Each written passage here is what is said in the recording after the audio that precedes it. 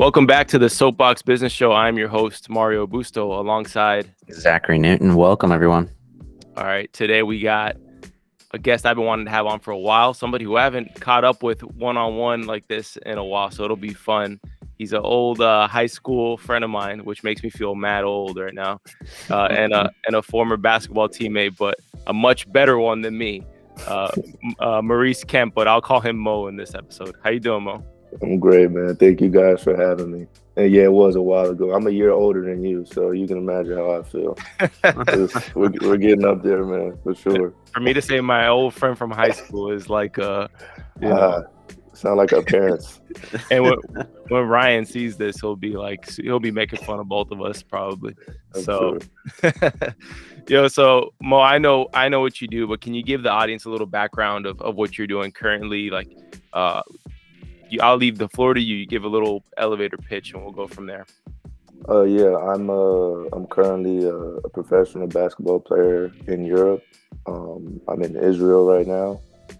I play in a league called the Winter League. It's like the domestic league for Israel, the first division league. And I also play in a international competition, which is called a Champions League. So we're going to a bunch of different countries, playing a bunch of different teams. This is my 9th year professionally. So I've been at it for a while. I missed a few seasons with injuries and whatnot, but yeah, I've been at it for 9 years, and just, I'm blessed, man. I'm enjoying the experience, and I'm very thankful to still be able to play the game that I love and provide for my family doing so. So yeah, that pretty much sums it up. That's awesome, man. I know that you've played in a few leagues out there in different countries. You said the Champions League. Is that anything like in soccer, how there's from different types of leagues, the best of the best go to compete in the Champions League? It's the exact same. It's just on the basketball side. They started it maybe, I want to say, 12 years ago, and it's been growing ever since. So yeah, just the better teams in each country qualify for a few international competitions. One is Euro Cup, one is Champions League, and one is Euro League. Euro League is top notch, the best of the best. Champions League, I would say, is right underneath it. And yeah, that's what I'm in right now, and I love it. I love the travel. I love high level basketball, and obviously getting to travel all over the world is a perk. So I'm really enjoying it. I definitely want to dive deep into the traveling aspect and the competing at that high level that you're doing. And I will also get into some of your tournament success. You've had some. I was doing just a quick research because I've been keeping up from afar. But even going back to your days at ECU, East Carolina, for those who are not basketball fans or collegiately like versed in that sort of thing. I mean, you led them to a Conference USA title, so your game rises to the occasion when it comes to those tourneys. So I'm sure you're loving the Champions League as well. Yeah, I appreciate that, man. But yeah, it was ECU was a great experience. That was awesome. We did have a really good team my senior year.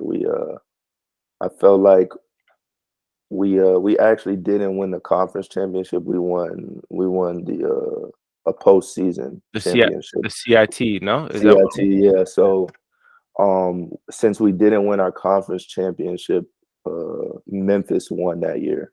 Very tough team. They were ranked top 25 most of that year. Most of my time at ECU, they were top 25. Was Penny Hardaway the coach of Memphis? Yeah, he's the coach there now. Yeah, he's brought in some big time recruits. He's doing really well. They turned that program around. I mean, they've always been tough, but now it's like a different. Yeah, they're big time. They're big time. They have always done great with recruiting too. But yeah, we won the CIT. We won like 5 games in a row in that postseason tournament, and it was special, man. We got extra games at home as a senior. That's a bonus, and we had a lot of seniors on that team, and we won it on a buzzer beater. My roommate hit a shot at the buzzer. It was amazing, man. Great way to end my college career for sure. What an experience. It was awesome. So I was telling you a bit about the show. We'll get more into like the nitty gritty of like your playing career, but the Soapbox Business Show is all about interviewing people who've had a journey where they've achieved something, and it doesn't matter what industry you're in and whatnot. It's all about the lessons you learned along the way and what that journey looked like. And somebody who listens to the show will take that and something will resonate with them in some way towards what they're doing. So just take it back. We always start the show with a little bit of kind of exploring the guest journey. Mm-hmm. And I wanted to ask you, back in your childhood, who was it that got you into sports in general? And was basketball the first sport you played? Hold on one second. I lost you for a second. No worries. Okay, we're back. The person who first got me into basketball was probably, it's a great question. It was probably my dad. You know, he played in college. He went Division II. He had a scholarship. He played in college, but he wasn't crazy about basketball. Per se. You know, he was more into school. He went because for the scholarship, honestly. But he just always had a basketball hoop around me. Like, you know, as a baby, I remember pictures of me with basketball hoops everywhere, and just sports in general, you know, just had me very active all the time. I had plenty of energy. So he started me with it, but actually, you know, football was my first love. That was like my passion. In my younger years, and my older cousin got me into that. So my focus wasn't really basketball until, I would say, like, maybe I was 10 or 11. I started liking it more, and I started it was a challenge for me. Like, football came really easy, and for some reason, like, the challenge of basketball, I gravitated towards it because it was so difficult in the beginning. And, you know, as you know, it's such a humbling sport. Like, you can have days where you don't hit any baskets, you don't make any shots, and that challenge really just, it hooked me, really. And so yeah, that's how it went. And eventually, I was told to choose a sport. And Busto knows my dad. He knows my family. We're all tall and extremely slim. So you know, I made a business decision that, you know, football, as much as I love it, my legs are way too long, man. They would have taken my knees out. Safety would have hit you across the field. Oh my god! I probably wouldn't have made it out of high school. If we're being real, being very honest, I probably wouldn't have made it out of high school. So I chose basketball, even though at that time I wasn't really that good. I was much better at football, but, you know, the challenge of basketball definitely, like, it made me fall in love with it. It also probably helped you. I think this is kind of a conversation you're probably more well-versed in than I am, but there's a conversation going on around now with AAU and how much, like, mileage kids get and that they focus on just one sport. But you look at guys like Steph Curry, how they grew up, or Michael Jordan, and I mean, those are the extreme examples, but they grew up playing every sport, and it wasn't like one of those things where you had to just focus on basketball, like, religiously since you were 5 years old. Yeah.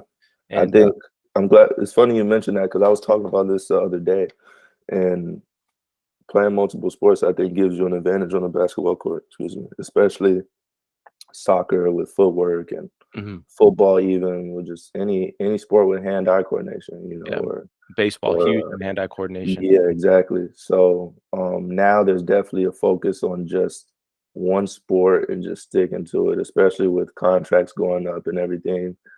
These kids are, like, training basically as soon as they can walk. Do you And sorry, go ahead. I'll cut you off there. No, go ahead. I was going to ask, because the international game is known for being more fundamentally sound in terms of footwork and just, like, the beauty of the game, like that Popovich style of, you know, moving the ball around and less ISO. I don't know if it's still as much like that, but I know internationally people play soccer growing up. I mean, you see guys like Luka who are fundamentally just ridiculous with their footwork. They're not, like, athletically a specimen. Like, Jokic and him are not athletic specimens for the most part, other than being big. But footwork wise and IQ and just fundamentals, it's insane. Yeah, you're absolutely right. Like, one thing I could say about European basketball and their development of young players is they teach them the right way. You know, it's all fundamentals all the time. Yeah. And you've seen that how the game's growing and where, you could say out of the top 10 guys in the league, like half of those guys are not from the US, they're international players. Yeah. So they live it here. Like anytime you have a young player with talent in any sport, they'll send them off to an academy very young and just basically like a prep school where it's just all focused on that sport all day, every day, top-notch training, top-notch development, and it's just that becomes that kid's life. And it's like a community thing. Whenever they see someone with talent, Yeah. word gets around, and it's just they try to maximize that young person's potential. So it's definitely translating, I'm sure, with all sports, but especially basketball in recent years. Yeah, and then now, especially with everything being so digital, that we're just we're a video upload away from seeing some talent in the middle of Europe or somewhere in France. And before, when we were growing up, you'd hear about a international player, and there was like maybe one scout who saw like one tournament Right, of right. that player, and Yeah. everything else was just kind of like word of mouth. Exactly. Now, if you're talented in terms of like being a young pro, it's everywhere. Yeah, all eyes on you. The world is much smaller now, because of that. And the exposure is there for everyone, and it's made basketball so much more competitive. Because you're really competing with everyone worldwide for just a few spots. So it's raised the level of the game big time in the last 20 years or so. It's raised it. No doubt. And I think the popularity of basketball is Oh, yeah. probably. Have you seen it grow over your years, like internationally, just like the popularity start to even ramp up Big even time. further? Big time. And I think you can go back to the original dream team that sparked that, with that Olympics run. And, I think it's no coincidence that after that Olympics run with that incredible team, all those players that are great now were kids then, really young. And that in and of itself grew the game. Obviously, the NBA pushed it marketing wise since then. Like they pushed it majorly. It's been an area of focus, and it's translated. That was a great move by David Stern at the time. And I've seen it grow big time. Just the support for it in each country, the money they're putting behind it. It's a global game now for sure. Yeah, I'm definitely interested in hearing like of the countries you've played in, who were the most diehard. Like in I got terms some of, crazy stories. yeah. Crazy. Yeah, big time, man. It's stuff you wouldn't believe. All right, save them for Yeah, later. I And mean, if we can't put them on air, it's okay too. yeah. You gotta. All right, your pops is tall. Your dad's what, like 6'8", 6'9"? And he's like 6'10", 6'9" 6'10". and a half, 6'10", yeah. Have you surpassed him in height at this point, or? Nah, I'm legit 6'8". I wish I had a couple more inches. That would have helped me out big time. But nah, man, he's still got me. I still feel short when I'm around him. It's like a legit 2 inches, like legit 2.5. It's like he's tall, man. He understates his height, I believe. Yeah, Big time. I'll talk about him for a second. His dad's a stand-up guy. Well, your dad was like the fire.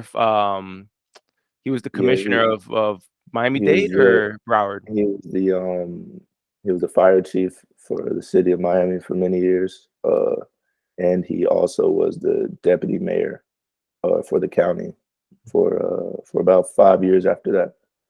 A great guy, man. That's my best friend. We're super tight, and great role model. This is excellent guy all around. That's what I was gonna ask you, and I'm wondering if he's the answer. I was gonna ask you if there was a singular person who's had like the biggest impact on who you are, not only as a ball player but as a man. Like, is it your pops or is it? 1,000%. It's not even close. It's a great person to look up to, like in all areas of life. Just it's great balance. Between like being nurturing and caring, being stern and being strict in the right areas and knowing when to have fun in others. Like just all around great dude, man. Like it's my best friend still to this day. If you had any key lessons, some first thing that pops into your mind that helps shape you and just put you on the trajectory of being a pro. I mean, it takes a diligence, a perseverance, Mm. a conviction, and then to sustain it. That's a testament to not only talent but character. So, was there a lesson along the way that you gained from your dad that has really that you've taken and kind of internalized? Yeah, hard work. The biggest one would have to be perseverance. You know, I've seen him deal with some really tough things in life and just kept pushing, stayed positive. Um, you know, it just high level focus, like never letting the ups and downs of life deter you from your goals. That's that's a lesson I got directly from him, and I've applied it directly to my life, and it's helped me big time. That's great. That's Yeah. great. Um, I wanted to take it back. Football, you're probably a ridiculous threat on the outside. Were you a receiver or did you play QB? Because QB would have been a nightmare too. Yeah, I play receiver. Yeah. Yeah, I played safety too. I was outgrowing that position, but Yeah. I actually prefer safety just because like I loved hitting. Like You be the hitter instead of oh being my the gosh, man. recipient. Yeah, man. Just like after a long day, just like, if you have a rough day at school or, Let it you out. get in trouble with your parents, this is the ultimate stress. You just tee off, ultimate stress relief. But no, You I did play receiver, and yeah, I naturally it was it just came kind of easy for me. you weren't only a two-sport athlete. You also did the high jump, no? In high Yeah, school? I did long and high jump. I did when I was younger. I did a lot of mid distance running. Mhm. When I was in middle school, I was with the high school team, and they they forced me to do the 800. It actually ended up being my best race, but I hated it, Buso. Like I hated it so much. But I was good at it. I Yeah. was like 10 seconds away from the school record at like in 8th grade. Wow.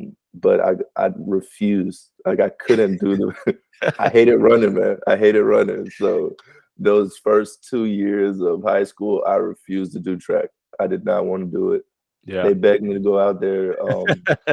They begged me to go out there after junior year, and I went for a little while Yeah, and, that's right. Yeah, you started did doing it well, junior year. yeah. Yeah. But man, I hated doing the running. So when I joined, after taking a few years off, the only stipulation was that I didn't do any running events. Yeah. So I just did high and long jump.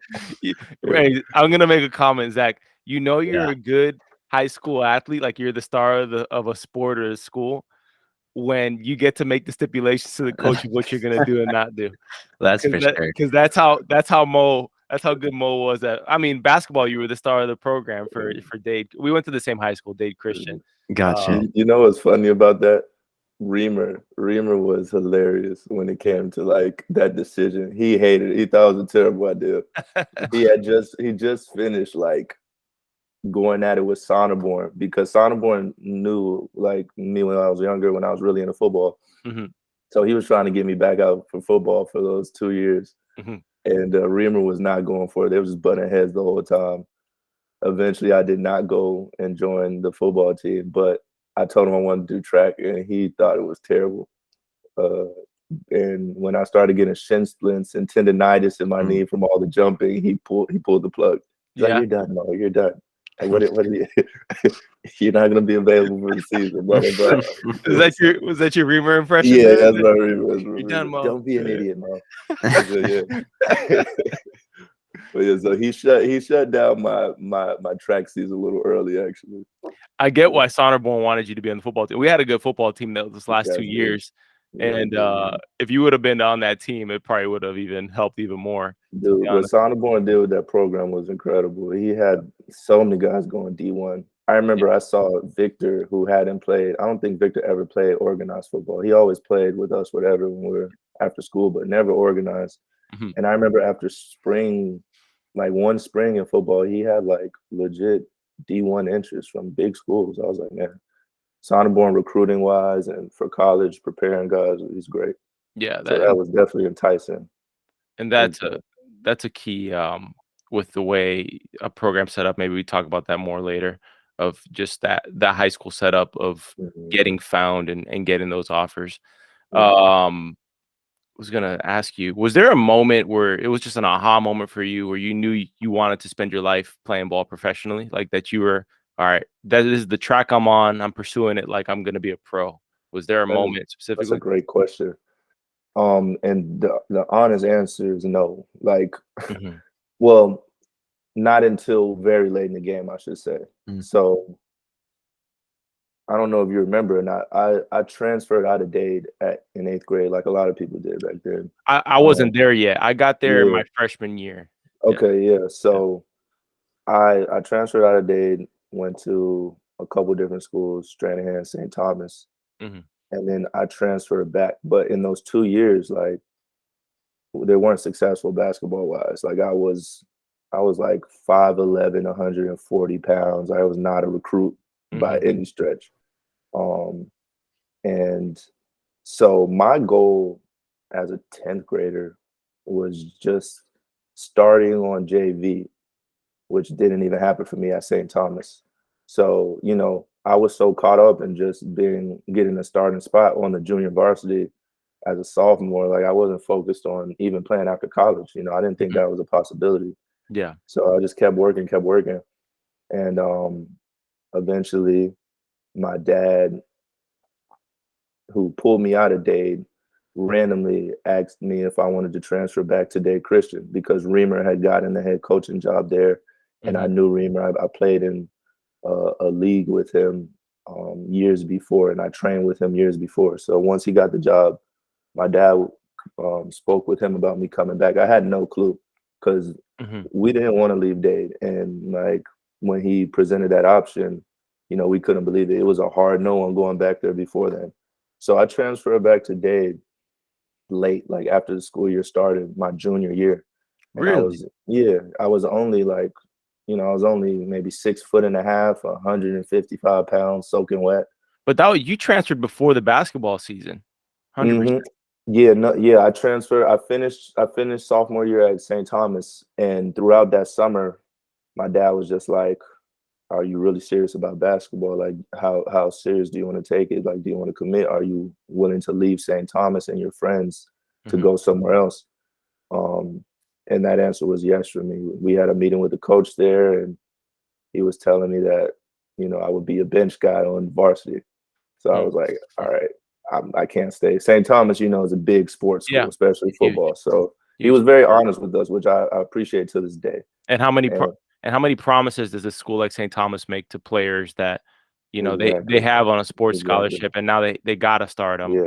Yeah, Chief is the coach's name, and he was really honest with me. And he's known as a straight shooter. So Yeah. when he told me you'll be like the ninth guy, maybe, Oh, wow. I was like, yeah, he means that. Yeah. So Yeah. I went back to Dade where I was comfortable, where I grew up my whole life, where I wanted to be anyway. And it just so happened that my old coach got the head coaching job there. So, it made sense for me. But I wasn't really that good, to be honest. And I didn't have the build, I didn't have the strength. So to answer your question, high school was just about playing and being a starter. And it happened junior year. I had a good season, thankfully. 17 points, what have you, but still no recruitment. Um, I started training a lot more, just really locking in, and I have to give Ezra Diaz some credit, Yeah. a lot of credit. You remember Ezra? Yeah. Just Yeah. he lived, breathed, like his whole life was basketball, Yeah. and his work ethic, His work ethic incredible. was crazy. Yeah. Incredible. Like just before school, after school, just constant, just trying to get better, working on his game. And I observed that as a junior. Yeah. And I just really was follow the leader. Like whatever he did, I did. As well as Mike Pyers.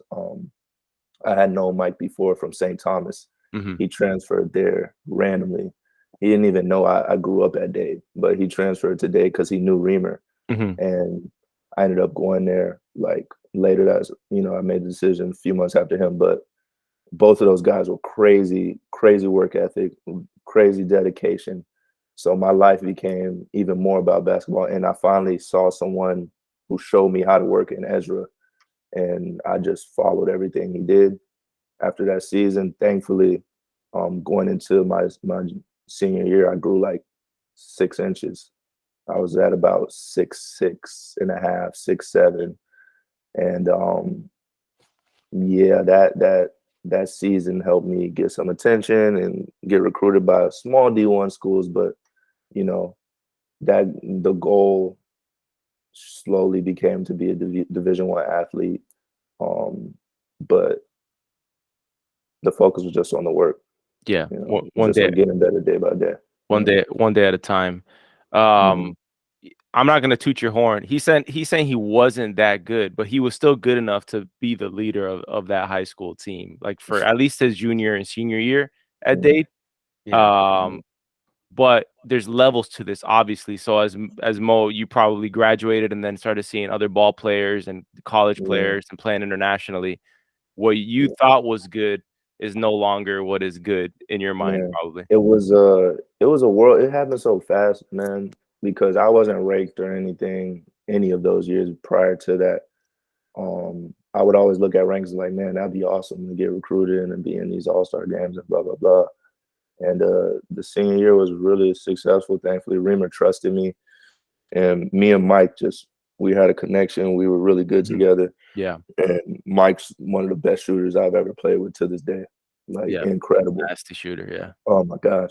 So yeah, we had a great year, and you know, I started seeing like some success, second team all state, all conference, things like that. And these guys that a couple years before were like so much better than me. Like I was in these, I realized I was on their level when I was playing against them. And that was, I think that seeing the hard work directly translate in such a short amount of time, it triggered something in me. You know what I mean? Like it made me fall in love with the process even more.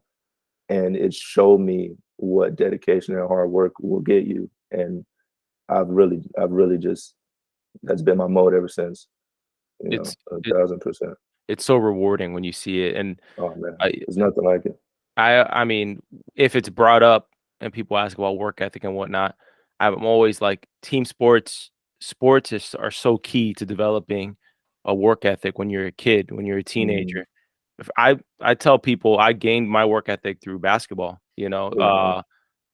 trying to like failing. I remember coming into like ninth grade and being 6'2", but I really didn't play any basketball except for shooting random baskets with neighbors growing up, and not like making it to the final two people on JV and not making it, and it just lighting a fire that I was like, I gotta make it next year. And that taught me like where I would get home and nobody would have to tell me. It was the first time in my life where nobody had to tell me, hey, go practice, and I was out there from like, I'd get home from school, do homework, play ball until the sun went down, get into as many leagues as I could get into at the time, which is really like 2 a year at that.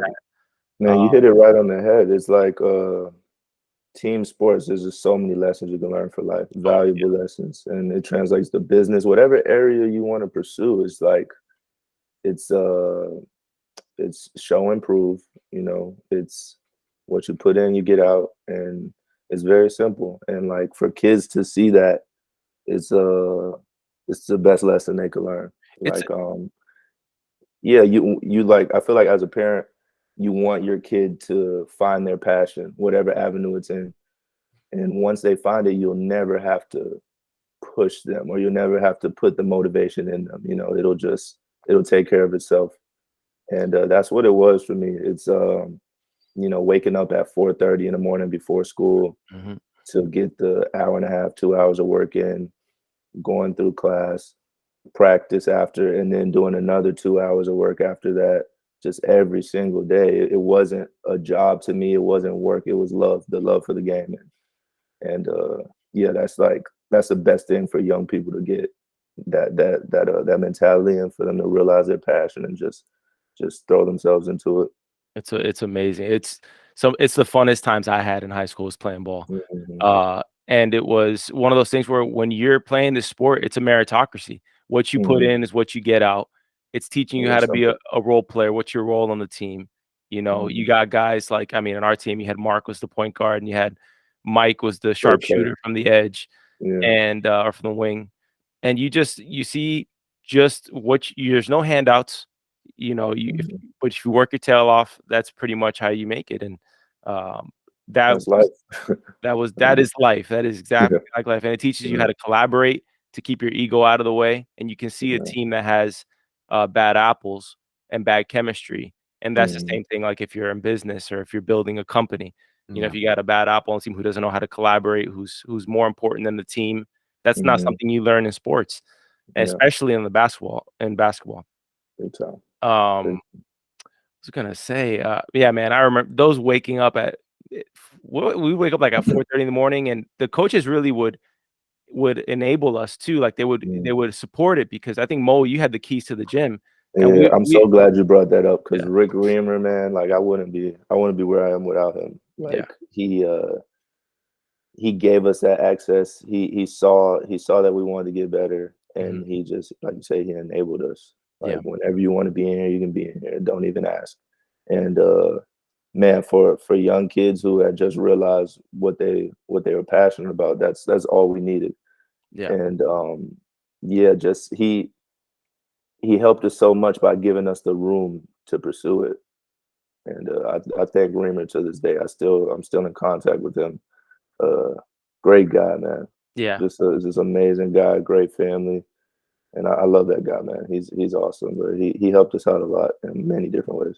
Yeah, I remember there was a summer there where because I was trying to make up for lost time. I got into the Mm, sport literally in ninth grade, and Coach Oscar, if you remember him, love him. he was one of the JV coaches, and he Yeah. told me the summer between 10th and 11th grade because I was determined to try to make the next level for varsity. Hmm.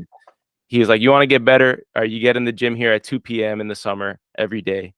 And Yeah. I don't know if I don't know if Oscar works full time for Dade or if he was getting paid for this or not, but he Yeah. was so dedicated I to helping you love out. that guy. I love that guy. Okay, I would get there at 2 p.m. for it wasn't even practice. It was me and I don't think anybody else was there. Maybe one other person who wanted to play, and we would just do footwork and drills and Mhm. just a bunch of drills. We'd hit the Yeah. weight room, and Yeah, then he would bring out the ladder and yes, everything, and just him and Tiffany, like they were just yeah, at it Tiffany all was the there. Yeah, time. that's Yeah. he was big. Yeah, Tiffany was huge in the game. She's probably still playing today. I haven't Yeah. talked to her or been in touch with her in No, forever, me but either. Me but she either. was she was a baller back then too. Bro, Coach Um, Oscar, like he's just the greatest guy yeah, ever. Like he's yeah, so amazing, yeah, and he, like you said, he um he wanted to help everyone. yeah, No matter how important.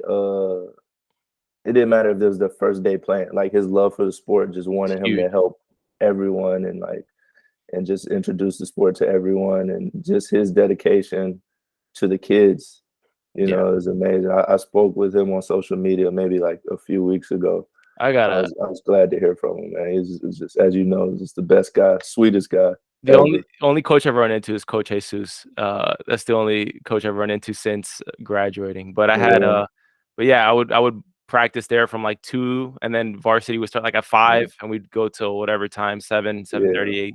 All those guys, man. Like I look back and like the staff at Dade, just amazing people, first of all, and like specifically the coaches. You Yeah, could go with Coach Corral down to Coach Oscar, Reamer, Sonneborn. They all were just great people, and they had us focused on the right things for sure. yeah, yeah. No, Like I look back on it now and I realize when you're in Dade, when you're in that bubble, you're just like, oh, like all adults are like this, mhm. supportive and God Yeah, fearing and just yeah, great people. yeah. But as you go on in life, you're like, man, we had a lot of great people around us Yeah, it was for a great sure. experience. And see, this is the problem when you don't get to have a one-on-one convo with somebody that you were close Mm. to You get for uptight a years. little bit.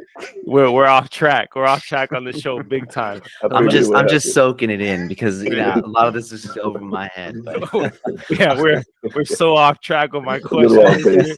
pace. Uh, Really back good. all right, well let's try to speed through some and try to make up for lost time here. Yeah, I And got you you. let me know when you got to go to your Mm, session there. yep. All right, take us in the lab with you. What did the work look like in committing that craft? You kind of mentioned Ezra, and Mhm. when I was there and I was sussing out the other players in the school, I didn't know who was who. I didn't know who was the hard worker. until I realized, okay, it's Ezra, it's Mo, Mike, and those really the three that stood out to me. Yeah. Armani worked out really hard too. And that's what I remember. By the way, though, I will say it's funny with the football players. They would always come in mid-season, and I never knew how out of shape football players were compared to basketball players, cardio-wise. They'd come in for the first day of practice, and they'd be dead. Different type of conditioning. Yeah. Those are different. But no, the workers were, Armani, I've known Armani my whole life. Yeah. I trained with him last summer, actually.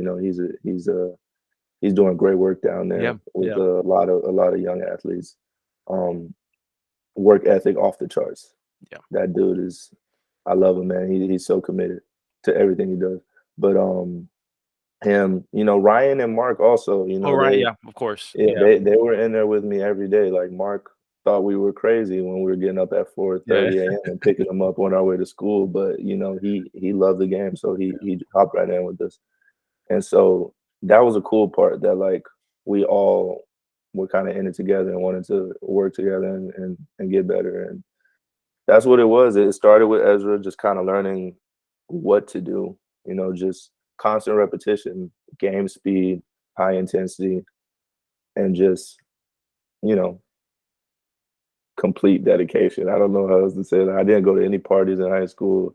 I didn't do anything other than school and basketball. Like my weekends were trying to get into the gym somehow, whether if we had to sneak in or whatever. Like it was just all about that.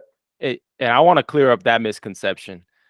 I think people think that the jock in high school is the party animal. There may be one or two kids who are doing that, but they don't go anywhere with sports. Yeah. Okay. I mean, coming in, that's what I thought. And I didn't get into it for that, but I just thought that, hey, I got to stay on track because, Yeah. And don't get me wrong. Like some guys, some jocks, quote unquote, have the talent to be able to do that, to be able to have their social life in high school and party and still, work hard at their sport. But I felt like I was playing catch up, so I felt like, and basketball just didn't come natural. So I felt like I needed the repetition. I needed to work harder than everyone else, especially if you want a D1 scholarship. Like there's so many people playing basketball who are great at it and so little roster spots and scholarships available. You got to be so serious. So, oh my goodness, the competition is ridiculous. So I knew that I had time for nothing else. You got to grow up fast.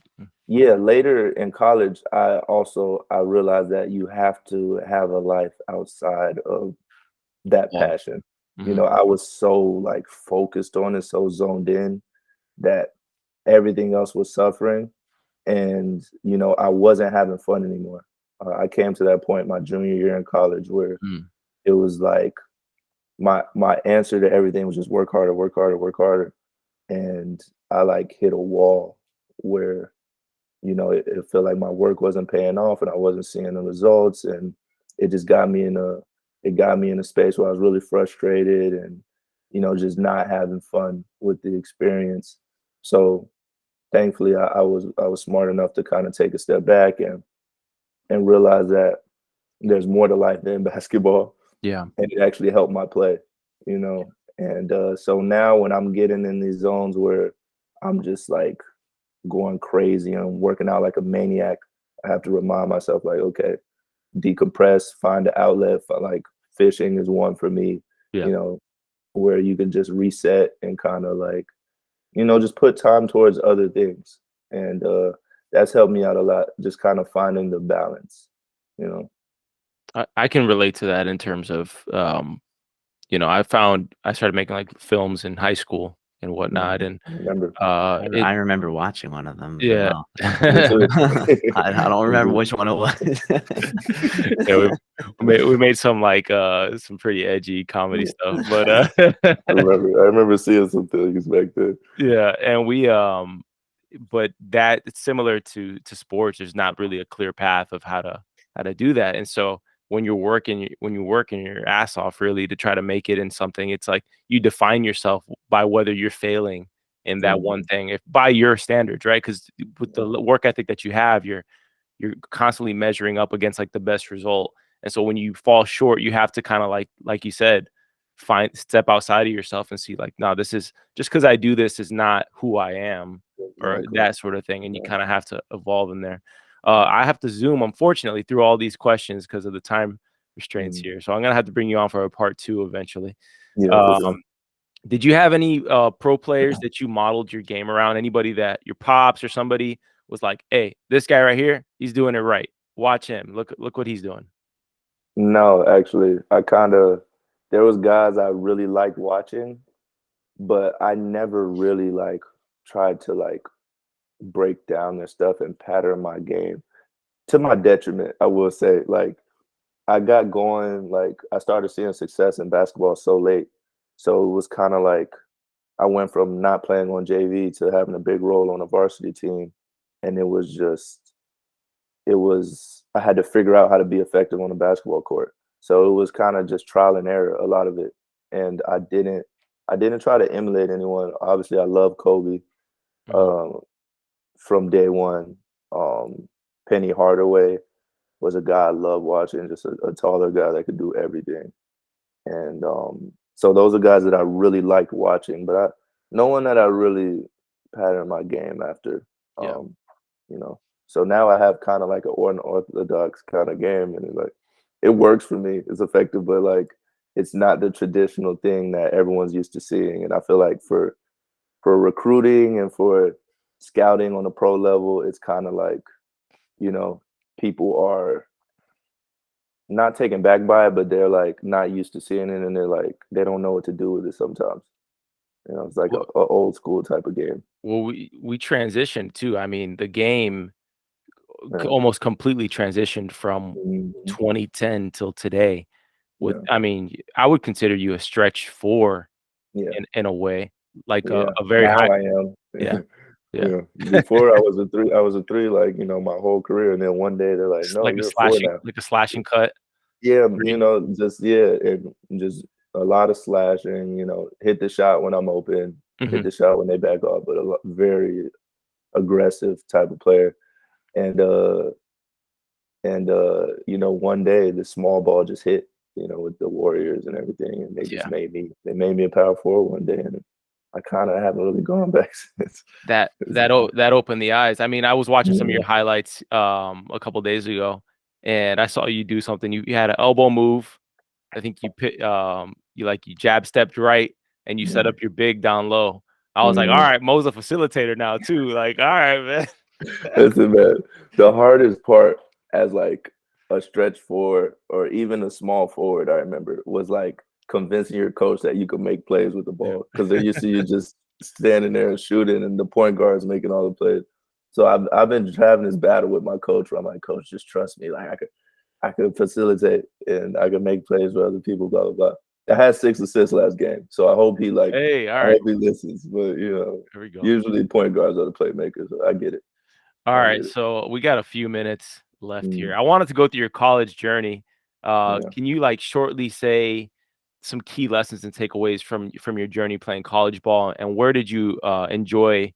What was the stop that you enjoyed most on that journey? Lessons I learned was just the same ones. What you put in, you get out. Perseverance. Like I said, I hit a wall there my junior year where I wasn't seeing the success I wanted, and like you said, you have to prioritize and kind of take a step back and enjoy life and give more time to other things and balance it out. So that was a good lesson for me. Also, just the life of a college athlete, man. It's the amount of dedication you have to it. It's ridiculous trying to balance out school and sports. Like we would have 10-day road trips sometimes. We have 4 teams we played in Texas, like SMU, Houston, Rice, UTEP, all these schools. So we'll be on the road for like a week and a half, and when you have like bio labs that you're missing, and you're doing study hall on the road, and it's just it's to be successful in the classroom and on your field of play is very difficult. And I knew that to be the case, but I wasn't prepared for that. So there were there were a lot of sleepless nights in study hall and on the road, just, trying to balance out both sides of that. And I don't think people who don't play um, college sports, I don't think they realize how difficult it is to do that. If you have a guy that really cares about school and wants to do well in the classroom, but also wants to do well in his sport, you have a lot of pressure. It's these coaches are getting paid millions of dollars. They're putting a Yeah. lot of pressure on you to Yeah. produce. And you also have to try to like ace this chemistry exam. It's like it's a tough task. It's a tough task. So just that reinforced the hard work and dedication. Those lessons I learned at Day Christian translated and got me through college. Thankfully, and I did well, thankfully. Let's talk about life abroad. Mhm. How has your game evolved, and how does international ball differ from when you played in the US? Was there any sort of change you had to kind of like adapt and kind of like adjust to? Yeah, like, it's kind of coming into light now with a lot of the top European players commenting, but like European basketball is very difficult. It's very strategic, defensively, the coaches, the scouting, it's just the way the game is played is very difficult to be effective, to score, to find your spots. The spacing is so different from the NBA and college. And so that was a big adjustment, just kind of trying to find where you fit in and trying to affect the game in different ways. Mhm. I think like coming out of college when I had some NBA interest. I did the pre-draft stuff and everything. Like my knock was that I was good at a lot of things, but not great at one thing. And like to make the NBA, you have to be a specialist outside of the top 5 draft picks. The Mhm. franchise players. You have to find a niche, and like European basketball, it's kind of like you have to be a specialist, but you have to be able to affect the game in different ways on different teams. So I think being well-rounded kind of helped me in European basketball because one team had to be a scorer, one team had to be a defensive player. Like there's a lot of turnover. It's usually 1 or 2 year contracts. So you might have a different role on each team. And if Yeah. you could do a lot of things and fit in and be effective in different ways, you'll have a long career. And I think that helped me. Whereas it might have been to my detriment on the NBA side, Yeah. it helped me in European basketball to have a longer career for sure.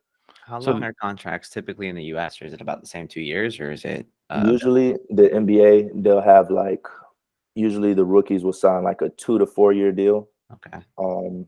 And they'll go from there. A lot of guys, if you're not a franchise player, you get bounced out of the league. That's why you see a lot of guys stay briefly and then go overseas. Got it. But it just depends on when you're drafted and what type of investment the team wants to make into your career and whatnot. Okay, cool. Were there any I don't know if you did a lot of international travel before you became a ball player out there. What did you have to adjust to life and culture wise? Food, how did you adjust to the travel lifestyle? Seems like college might have prepared you for like the hectic Oh yeah, travel yeah. lifestyle. College prepared me, but the food, the language barrier, man. Like when you go, you get dropped off in a place in a country where you don't speak the language. You don't like. You're just literally like. It feels like you're an infant. Like you don't know what to do. You don't know where to go. Yeah.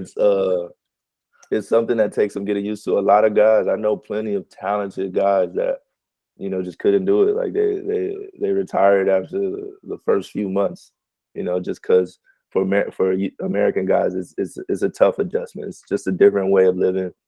You kind of have to be. You just have to be able to adjust. I think for whatever reason, maybe it's the transfer in schools and high school and whatever. I can adjust to different situations, being around different people and different cultures. Like it's something I've come to embrace. Just experiencing different cultures and how people do things.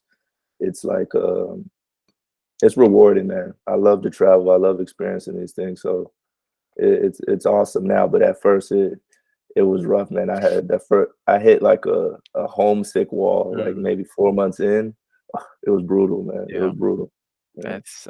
That's got to be tough, man. Yeah. And you're in Israel now. I went to Israel 2 years ago. Amazing. 3 years ago now. Yeah. I think you're around Tel Aviv, you said, right? Yeah, I'm like 15 minutes away. Okay, you're really close to the sea, or you're really close to Yeah, the Mediterranean. I had a condo on the beach last year. It's amazing. Nice. Amazing, man. Nice. Yeah. Israel it's a special place, man. It's Yeah. a special place. Culturally, I love it. Family oriented, right up my alley. Just very, very like warm people, Yeah. and just it's an easy adjustment. I feel like for people from the States, it's I Yeah. don't want to say Americanized, but it is Very- compared to like Eastern Europe and like It's the most places like Western that I experienced, especially when we were there. We were on the outskirts, and then I did a church tour with a mentor of mine as well, and I mean, we went to all the holy sites and like walked through. It's pretty awe-inspiring, especially if you're Christian and if you're you're Christian, big yeah.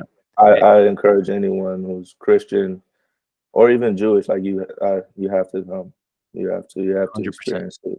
You 100%. have to experience it. It's a special place. It's I just love it. It's my second home now. it's just sure.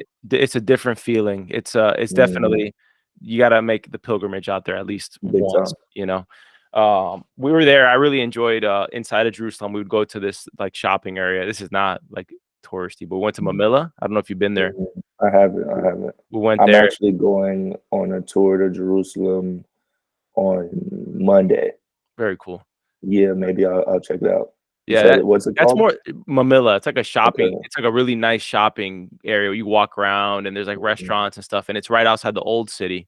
So it's like old Jerusalem's right there. So they light that up at night, and they have like a light show, or like a laser show. Really cool. And then there's obviously the other stuff that's really just incredible. All right, before we get into the rapid fire, and Mo, you good on time? You got like 5 more minutes? Yeah, I got 5 minutes. All for right. sure. Yeah. Are there any gameplay routines, whether mental, physical, any like meditation you stick to prepare yourself for a game? Just like that you religiously stick to? Yeah, I like to do the same things. I'm not superstitious, but I like my routine. So Same. Spaghetti bolognese, pregame meal, 2 to 3 hour nap on game days. I love sleeping on game days. Just kind of, I wouldn't say meditation, but prayer in the morning. Just kind of just thinking about the task I have in the game. We have film sessions, so I'm running through all that stuff throughout the course of the day. Constant. I pray a lot during the basketball game. Believe it or not, it's like and it's not like prayer. It's just like quick combos. Yeah, exactly. I pray pregame for health of myself and all the other players.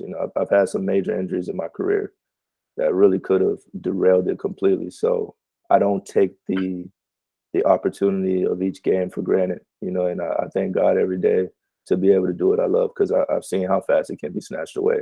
So that's kind of like I get into a place of appreciation when I play now.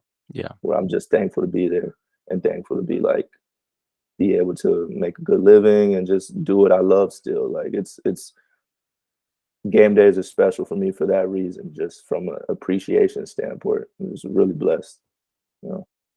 Love it, man. Love it. Yeah. Yo, man, I've loved catching up with you. We're gonna round out this show. I could go for another 30 minutes to an hour. Not easily. I could do another hour for sure. Yeah. So I think we definitely got to do a part 2 where we can deep dive here. I also got a buddy that I want to shout out named Vic Lopez. He has a podcast named All Things Basketball. I told him about you. I think that would be a great show to have you on to as an interview. He does pretty much strictly basketball content. So if you vouch for him, I'll do it. No questions asked. He's a good dude, and he's a basketball junkie. So that pod will probably be all about basketball. Right. Okay. Yeah, All right. no, I'm down to do it for sure. Just have them I'll connect you. reached out to me. Yeah, for I'll sure. connect you guys. For sure. All right. So there's a show. I always give this intro to this segment called Inside the Actor Studio, and he ends every episode of that show. I love that show, by the way. Have you seen it? It's Yeah, great. I've seen it plenty of times. So you know Yeah, this segment where he does kind of like it's like a Rorschach test, but just quick questions, right. and whatever first comes to your mind is what you answer. Mhm. It's kind of like your personality profile, sort of. Mhm. So we're gonna get into it. This is the Inside the Business Studio segment here with Mhm. Maurice Kemp, where some of those announcers call you Morris. Morris. I hate that. I hate that. Oh, there's an Australian guy. I gave up on I gave up on correcting him, man. I'm just Morris now, I guess. There was an Australian guy on the highlights I was watching. He just kept saying, "I'm like, come on, at least say Mo." Like, all right, yeah, it's Yeah, okay. So good. All right, let's go. But no, I'm ready. What is your favorite word?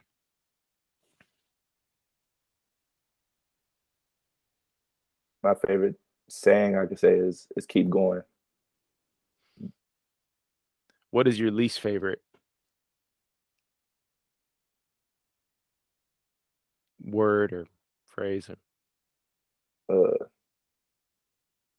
You can't do it, or like just any type of doubt. You know, don't like it. Yeah. What gets you going, motivates you?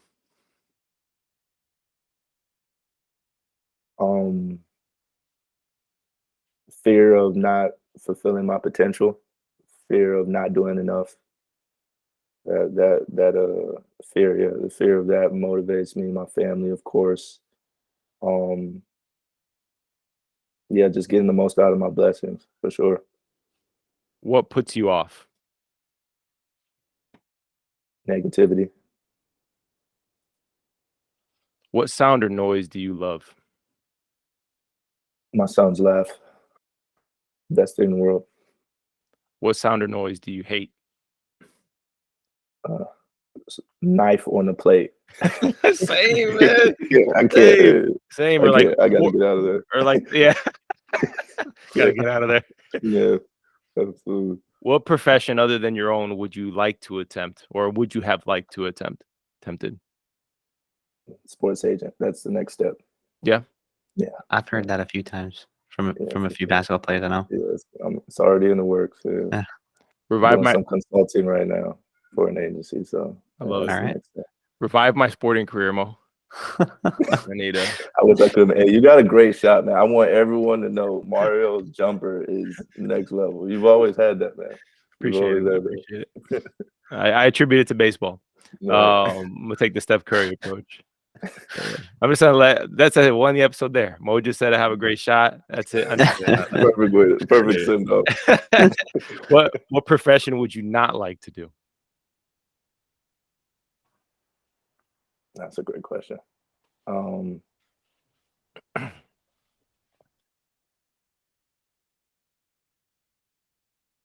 don't know, man. Maybe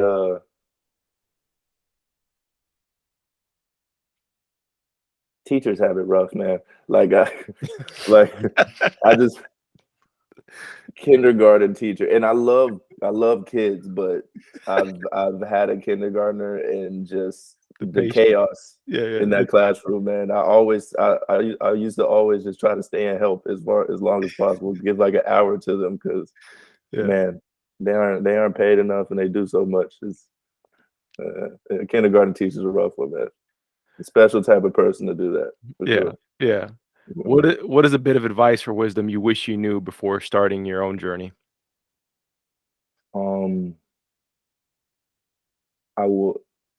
I wish, or what I would have done differently maybe is aim a little higher, even when it seemed bleak. You know, like I would have set my goals at an earlier age. Mm-hmm. You know, like I said, I didn't think a lot of things were possible because I wasn't even dreaming that big. Yeah. So a lot of things I ended up doing, I didn't even think about until they were like presented as an opportunity. You know, so yeah, for sure that. And lastly, what do you want your obituary to be, or what do you want your legacy to be? just God-fearing, all about my family. Always willing to help others, and yeah, man, that's pretty much it. Excellent, man. Thank you so much for joining, Mo. It was a pleasure catching up with you and having you on. I'd love to have you on again. No, I'm down to do another one, man. We can say it now. I'll be on again, and let's do it. I want to say, man, I'm proud of you, man. I remember you cutting up videos in high school, man. So to see you still pursuing your dream and doing well at it, I'm sure the podcast is going to blow up because you're dedicated to it and you have a talent for it. So appreciate it, bro. Thank you, brother. Tell the people where to find you, your Instagram or anything you want people to find you. Tell them about the team you're playing for now, the next game. I want to know when the next game is and how I can catch it. So winnerleague.com, winnerleague.tv actually. Champions League. You can catch those games on YouTube. Basketball Champions League. YouTube, you can catch the games. Yeah, man. In Israel, Herliyza, we're a good team, great people. I'm gonna need you to send me that league. Winter League or Winter League? Uh-oh. Did we lose Mo? I think we did. I'm pretty sure it was Winter League. Winter League? Yeah. All right. I think we lost Mo unless he comes back here. He left with a bang. Well, yeah, the timing worked perfectly though. Let's transition to an outro. Awesome. And if he comes back in, we'll do a proper one. For sure. Well, thank you so much for listening to the Soapbox Business Show. It's been a pleasure for me, at least, listening to the conversation. I couldn't contribute much, but I really did enjoy hearing everything. Makes me want to go watch some basketball, so I might have to catch a game or two of Mo's. But you can find this podcast anywhere you find podcasts, Spotify, Apple, or Google Podcasts. You can visit us on our website at soapbox.house. Please make sure to subscribe, rate, leave a comment if you like this, if you have other questions, or if you want to maybe suggest somebody that could be on the podcast. We'd love to hear it. So thank you very much.